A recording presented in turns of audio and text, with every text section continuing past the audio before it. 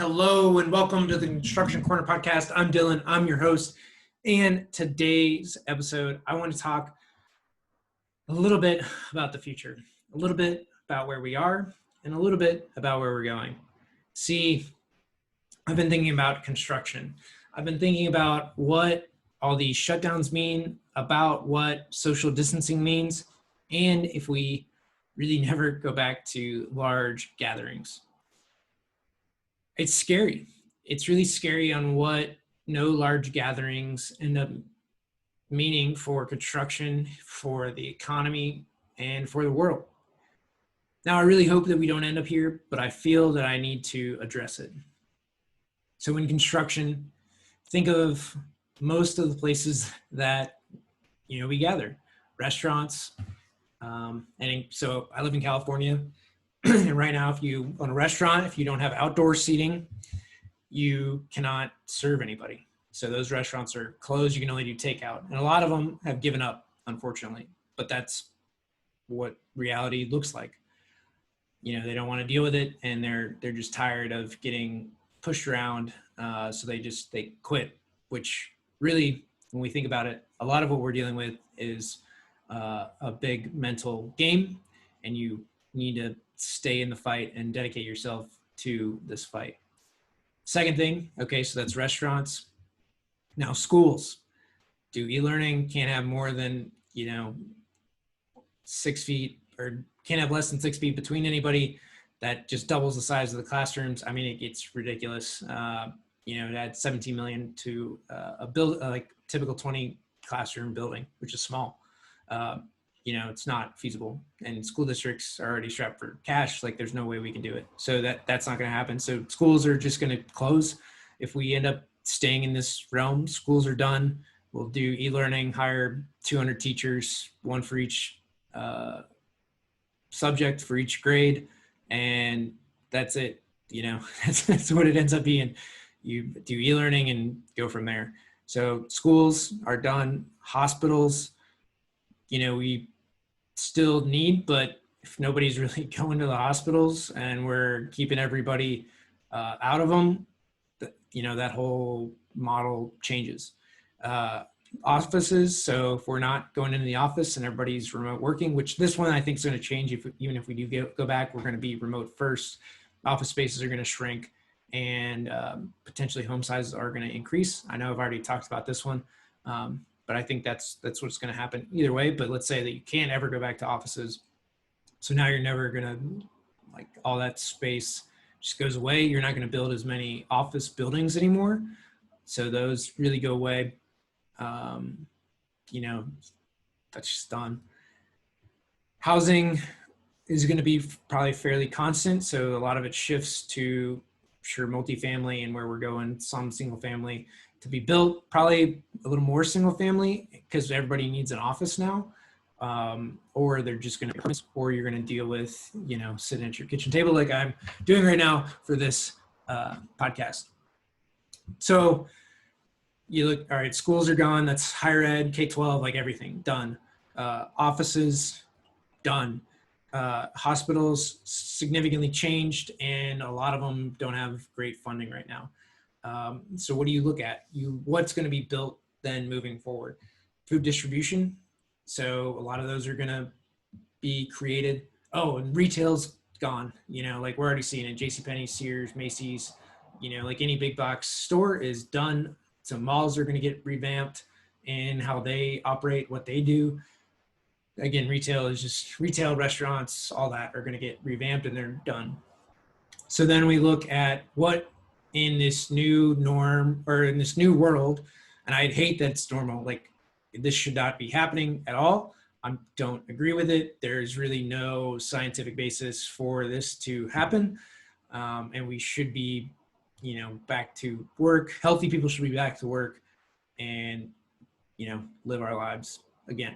So, but let's say that this continues where people don't go to the office, schools are closed, hospitals are not able to do elective surgeries, which elective also means like knee, hip replacements, gallbladder removal, all that kind of stuff. So let's say those change, or we're in the continue in the world that we're in right now, that means we are going to need more food distribution. So there's going to be more cold storage facilities going up, and there's going to be more data centers. Those really are the two that need to be created to enhance what we're doing, as well as a lot of horizontal construction. By horizontal, I mean more fiber being put in, more communications background or backdrops. Our bridges and roads need to be improved for semi-traffic, and probably more semi-traffic than we're seeing, more FedEx trucks, all that. So it's going to get not necessarily the amount of wear and tear, but a higher weight on the roads, which actually deteriorates them a little more. So you're going to have some of that moving forward. And then with that, maybe rail increases a little bit on transportation. So you might see some rail traffic increase, but really it ends up being food distribution, cold storage, warehousing facilities, since everybody's ordering their stuff online and not going into a retail facility. And then data centers to deal with all the bandwidth and the kind of distributed networks that are happening with everybody working from home. And then the kind of third one is that infrastructure. So improved internet to local communities, and then the grid would need to shift their power distribution for people working from home, and those kind of distributed power versus concentrated around office centers. So those are the kind of big things that I see happening if we're going to stay in this. I really, really, really hope, and everybody should be speaking up and however they feel they need to, and do your own research on what is going on with this whole reduction of rights and the ability to move freely about the country, through this whole deal. So, do your own research, but that's how I see us moving forward if everything stays the way that it is. Again, I really hope that we go back to building projects, going to bars, going to restaurants, eating inside or outside, whatever we choose to do. I really hope that sporting events, that's the other one, convention centers, conferences, all that, all the big stuff done, like those are shut down. Sporting venues, hotels, restaurants, hotels, well, so like Vegas is done. Why would you, no conferences, no conventions, no hotels, no entertainment, like that's the whole city of Vegas. So they're done. You don't need any of that. And then people would move to more probably rural areas. So like New York City, I would see an exodus from there. California exodus, based on their political pieces right now. There's going to be an even greater exodus from California to other states. So you can prepare for that and however you see fit. So think about all the things that happen if we continue the way we are. For those of us in construction, like this is a big deal. You're going to see a big shift in how things are done. There's going to be a real reduction in engineers, because you're just not going to see any new buildings go up. You're going to live in your house.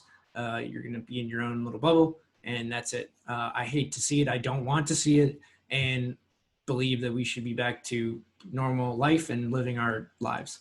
So that's my take on it. But again, if we do stay in this state, you're not going to see any new buildings go up, and the construction industry will change. Remember that like commercial buildings are $600 to $800 billion annually in the U.S. So take $1 billion or just $1 trillion out of the economy is what it kind of amounts to. That's a huge hit for the economy. That's 5%. And then you say that real estate above that is like double that size. So single homes and fees associated with buying and selling homes. So it's mortgages, real estate fees, brokerage fees, all that stuff.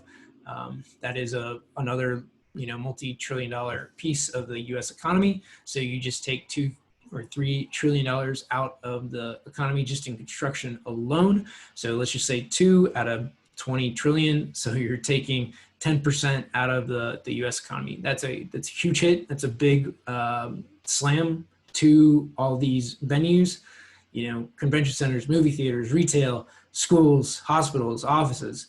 I mean, basically any place that you would typically go is now closed, right? So that's my take. Thank you for listening to this podcast. It's not good to hear, and I really hope that we get back to it, and we all need to speak up, say our piece on how we feel about getting back to work. So thank you guys for listening. That's this episode of the Construction Corner podcast.